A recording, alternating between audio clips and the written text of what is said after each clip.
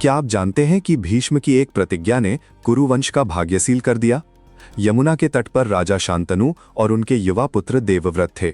अचानक उनकी नजर गंगा की एक दिव्य पुत्री पर पड़ी, एक रूपवती रहस्यमयी नारी।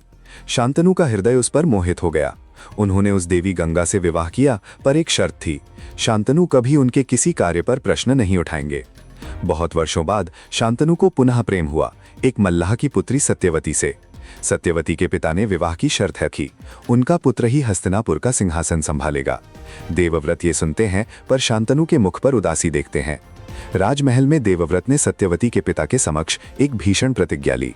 उन्होंने कहा, मैं जीवन भर अविवाहित रहूंगा और सिंहासन का त्याग करता हूं। ये भीष्म प्रतिज्ञा।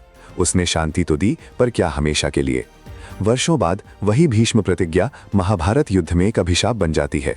दुर्योधन और धृतराष्ट्र अपने अहंकार में अंधे भीष्म से युद्ध में पांडवों के विरुद्ध लड़ने का आग्रह करते हैं। भीष्म का हृदय भारी हो जाता है, पर वचन तोड़ नहीं सकते।